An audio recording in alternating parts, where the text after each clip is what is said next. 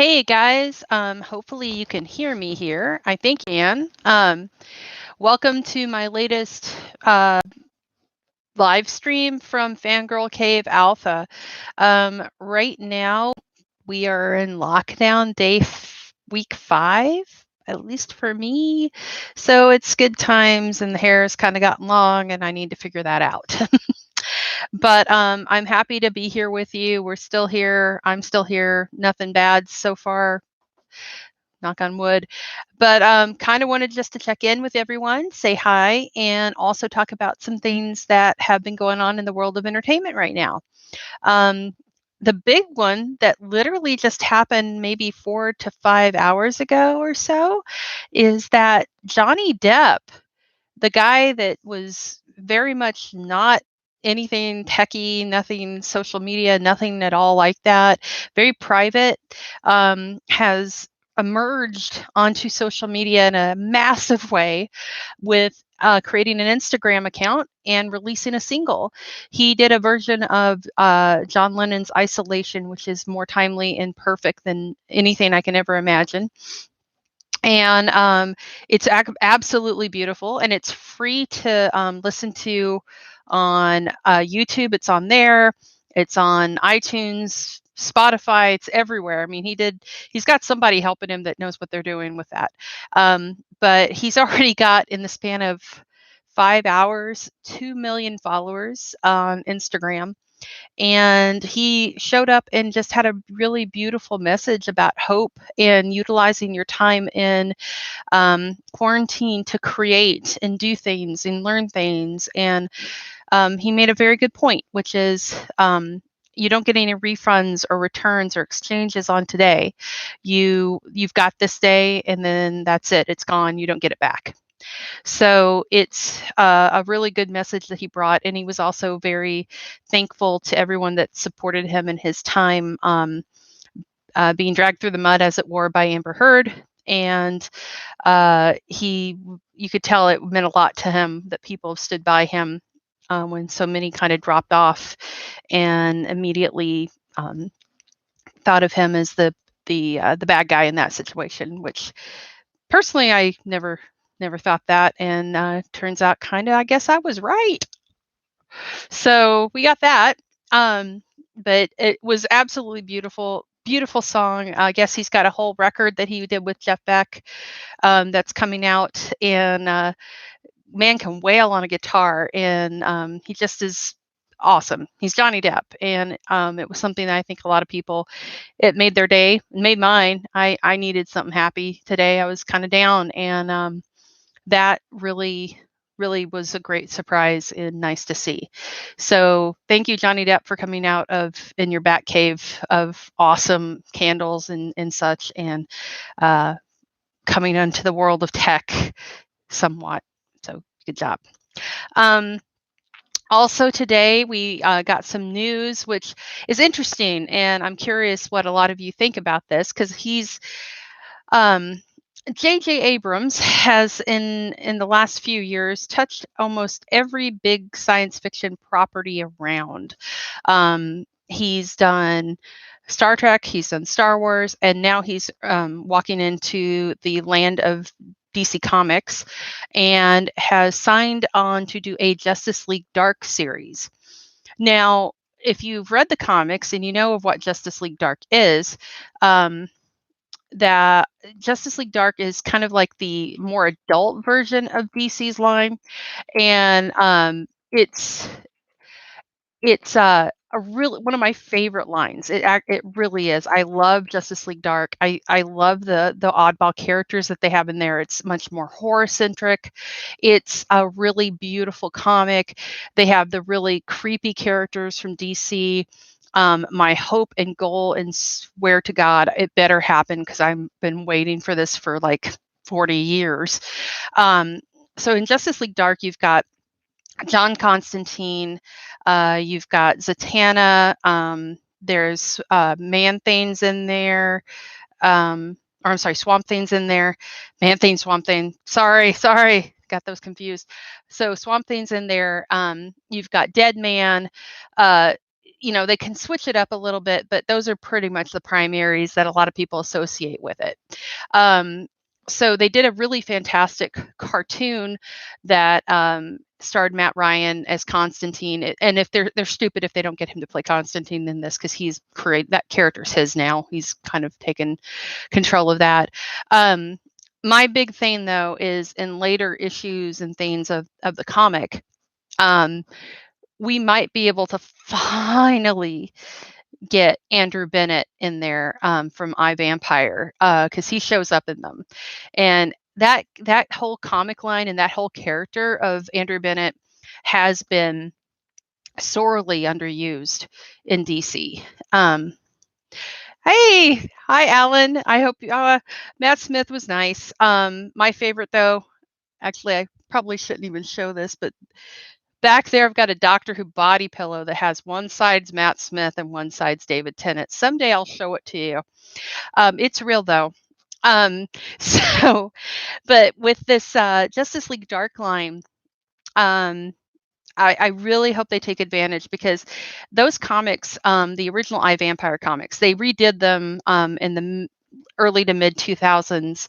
But the originals that came out in the 70s were beautiful. They were I am not a fan of the female doctor. I'm sorry. I think that was a bad choice, Alan. And yeah, and I kind of was proven right on that, and sadly, and the show's sort of been obliterated at this point. But yeah, not a fan. If it had been done right and hadn't been done for sort of like a, points in the and if you weren't ticking off boxes, if it had been done right, I've been okay with it. But it kind of made no sense, and it kind of peed all over the history of the show. We're talking about Doctor Who now because Alan brought this up. I don't like her acting either. I didn't think she was very good in Broadchurch. She's doing a bad not even a Matt Smith impression. It's a David Tennant impression, because she knew David Tennant from acting with him in Broadchurch, and I can almost guarantee you that is the only Doctor Who she watched, and not much of that in the first place. I can almost guarantee you that. So yeah, I'm not a fan. I don't like how they did that. I'm not going to talk about this very long, because if I start on it, I'll just keep going. I'm not a fan, and I don't like the fact that they kind of made this as a big deal. Like, oh, she's the first Time Lord female. No. And I'm not even talking about Missy. Missy was the of course, the master. But the reason Missy happened and made sense with Missy was that the master was a body thief who took whatever was around and stole the body. Now, when it comes to the representation, like they're making this big deal, like she's the first female Time Lord. This new version 13 that's crap, because if you go back in the history of the show, the Ronnie was female, Romana was female. Romana ended up becoming the president of Gallifrey. There's all this representation, and they acted like there was none, and they had to do all this stuff to like knock off boxes, and it was stupid. It was really stupid. Not a fan of taking a history of a show that has been established for over half a century and just destroying it just to get some diversity points. You can do diversity and everything without selling out, which you did. It's weird saying that it's selling out to force all this diversity and all this stuff in there to make a point, but that's all you did. Sorry. I love Sarah Jane. Sarah Jane was my hero, and Elizabeth Sladen. God love you. So anyway, let's go back to Justice League Dark. So as I was saying, the iVampire comics were amazing in the 70s. They were beautiful. They were just psychedelic, gorgeous, bloody. They had a powerful female villain that had this tragic history with the hero, and it was just fantastic. And Andrew Bennett was just a beautiful character, great story, really cool. And they've done nothing with it. They brought it back, like I said, they kind of twilighted it up a little bit, made him a shirtless little stud muffin, but I still like the character, and they did keep the core of the story in there. But I still kind of like Andrew Bennett decked out in his like 1700s finery and everything. But anyway, I hope they take advantage of that. I hope J.J. Abrams takes that to heart. Um, there's all this kind of fun that you can do fan casting this thing, and I can tell you personally that if they do this and they have Deadman in it, which Deadman was one of the primary first ones I think in the comics. Um, Doug Jones has already said he wants to play Deadman. This was even back when Guillermo del Toro was supposed to be doing a Justice League Dark movie. Now it has become a TV series for HBO Max that J.J. Abrams is doing. It's kind of passed around to everybody. With the success of Watchmen, that's where this is probably coming from. They're going to go dark and deep with this, and they can do a lot with it. So I'm really hopeful. I really like J.J. Abrams. He did what he could to save Star Wars after kind of everything kind of got screwed. Yeah, The Last Jedi was great. It was good. It was a good movie, but in a trilogy and in that storyline, kind of screwed up a lot of what was already established, and someone took their eye off of what was happening, and then we got that, and then J.J. Abrams had to go, oh shit, I got to fix this. So you got The Rise of Skywalker, which was him going, please, please, please let me tie up these ends. So he did what he could with that. But I like J.J. Abrams as a filmmaker and a writer. He's really good. He's a geek boy, and I want this to succeed because I love these characters and I love Justice League Dark specifically. So bring Matt Ryan on as Constantine. Put Doug Jones as Deadman because he would be fantastic in that. That would be brilliant. Zatanna, I'm trying to think who would be a good fit for that. Actually, I know who I like. I like the chick from The Mummy, and can't remember her name. I'll have to look her up. She would be a really good Zatanna, I think. If you can get her. And I'm not talking about the Brendan Fraser Mummy. I'm talking about the new one. She was the best thing in the new Mummy. Let's see here. Find her name, if I can say it.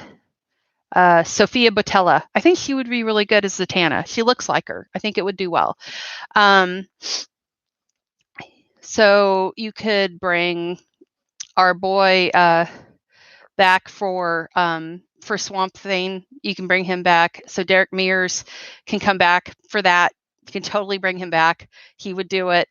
And then let's see, who else we probably get in here. So for my boy, Andrew Bennett, if Andrew Bennett actually shows up in this, I think if you could get him, and you might be able to, who knows, even though he's already doing Castlevania, but he's not playing a vampire in that, Richard Armitage. Richard Armitage could pull off Andrew Bennett. Oh my God, would that be awesome? I would be happy with that. Or James Frayne. You can bring James Frayne back. He played a wonderful vampire in True Blood. He's busy kind of right now playing opposite Doug Jones in Star Trek Discovery, but he would be a good Andrew Bennett too. So there's my casting. What do you think, you guys out there that are DC fans? Who would you want to see in Justice League Dark? I'm curious what you think. Comment below and let us know, or comment now if you're online. So that is the big thing. Those are two big stories that happened today.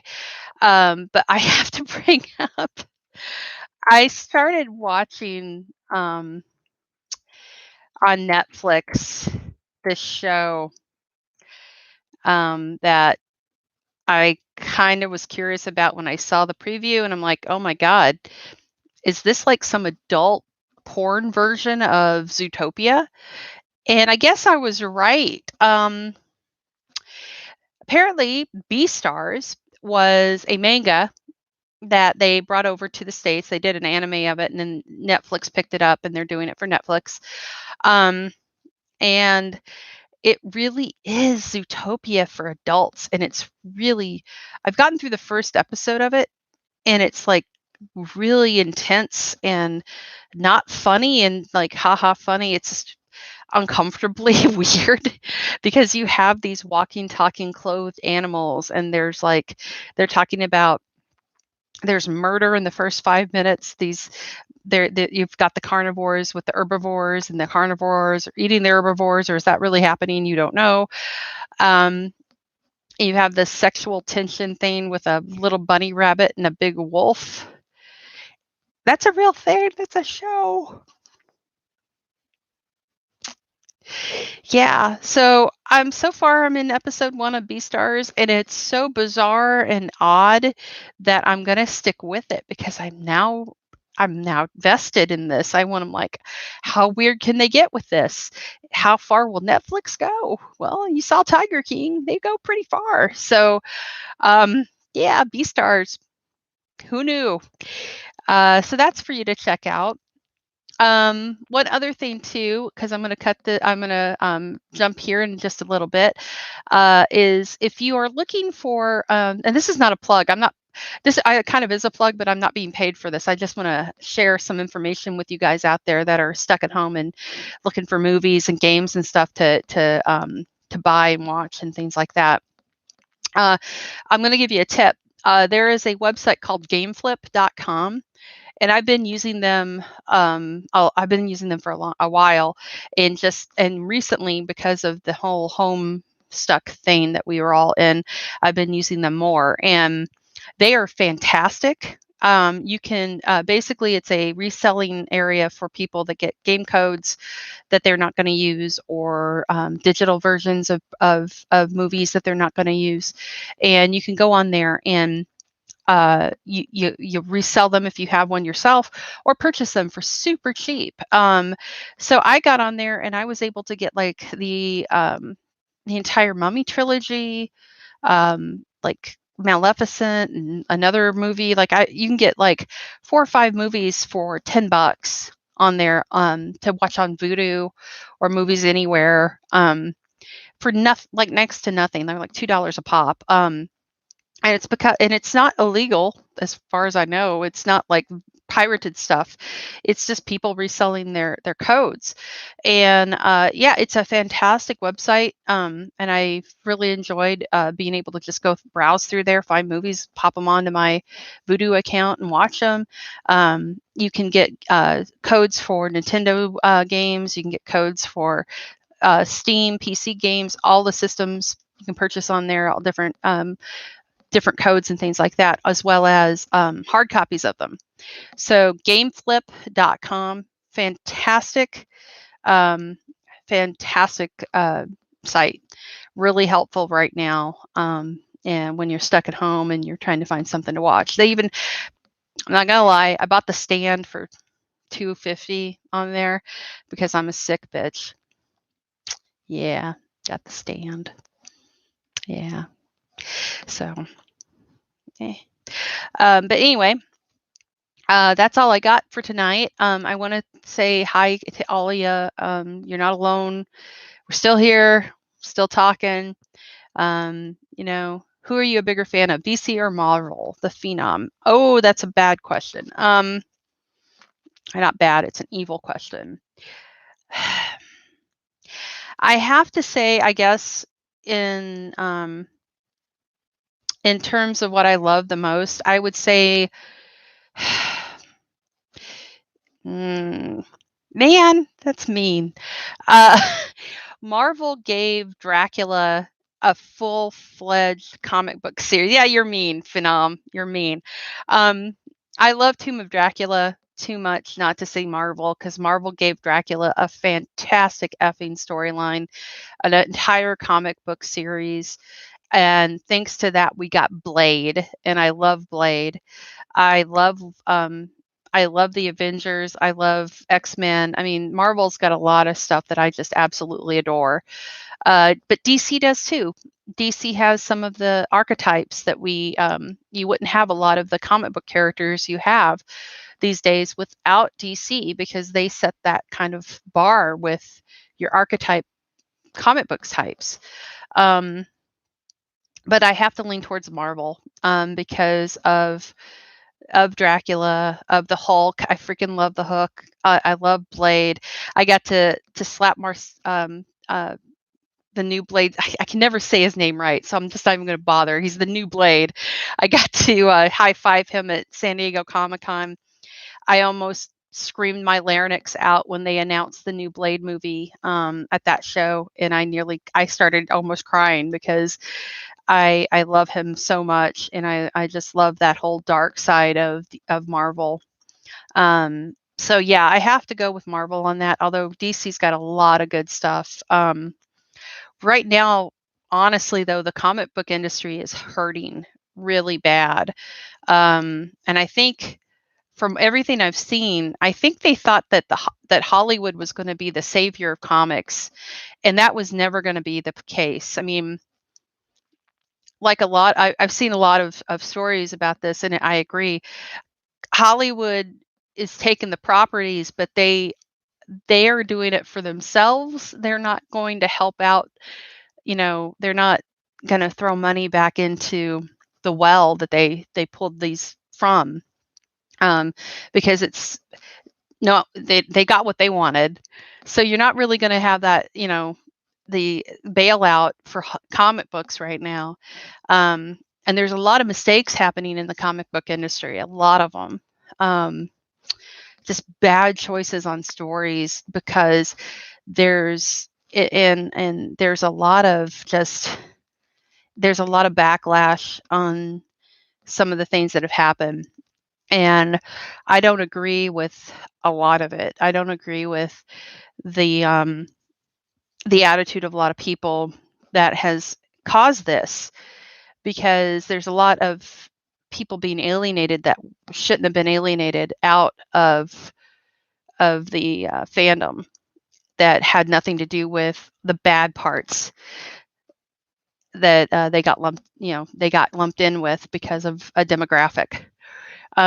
So it's kind of sucky, and this backlash is now having even more repercussions because you've got the pandemic happening, and it's causing comic book stores to close because no one can go out and buy anything. And then you've got what's going on with Diamond Publishing. Everybody's screwed. So you've got comic book retailers that rely on comic books, but comic books aren't being made, and they're going the way of digital. And myself and a lot of other people that I know who are collectors, if you can't tell from behind me here, I am a collector. I like collecting things. I like having something to hold in my hand. I love the smell of old comic books. I love the smell of comics, period. I'm one of those weirdos. And right now it sucks because the industry is looking at the they're not helping the comic book sellers and the comic book stores that have kept them going for so long. And there's no bailout for these guys. Even though you think Marvel and DC, they must have a shit ton of money, they can help them. It's I'll get to that in 1 second, Phenom. I have a real problem with how it's kind of playing out, because these guys there's not a big margin in comic book stores. You don't get into that for money because you don't make any. And right now they're dying because of this, like a lot of places, but they were on their way dying before this, and this is sort of like that final nail in the coffin. And it's affecting not only the comic book sellers, but the comic book fans. You're not going to have that experience because they're not going to be around. And I love going in a comic book store and geeking out with people that were there and talking and chatting and things. And it's going the way of video stores. And the reason this has happened is because Marvel and DC kind of didn't listen. And I'm not talking the studios. I'm talking the comic company. They didn't listen. They didn't listen to the fans. They just kept at what they were doing and listening to this culture that had happened, and now the backlash is happening because of that culture. And it happened at this worst time where this horrible pandemic is occurring, and that's it. And now they're screwed because they don't know what to do, because this is, their margins were, their numbers were already down. People weren't buying. And now they can't even sell their comics, like physical comics, because Diamond Distribution, which was the monopoly game and the only one in town, isn't paying people for their comics they're making their own rules. It's a whole mess. And you can read all about this online. I'm bringing it up here just because I wanted to, I was inspired to talk about it a little bit. So yeah, it's a cluster, and I don't know what's going to happen at the end of the day. Even Kevin Smith is scared, because he's got a comic book store that the kitsch value of it being Jay and Silent Bob's secret stash can only go so far when you don't have people being able to come into it. And he's probably going to have to close his comic book store because there's not going to be any comics to sell and people can't come in to buy them. So it's an ugly mess out there. So Phenom asked, do you think they will keep the character of Blade closer to the comics this time around? I don't know. I can tell you this much. It was, I'm going to look his name up and see if I can pronounce it correctly, because I feel like I should know how to say his name. I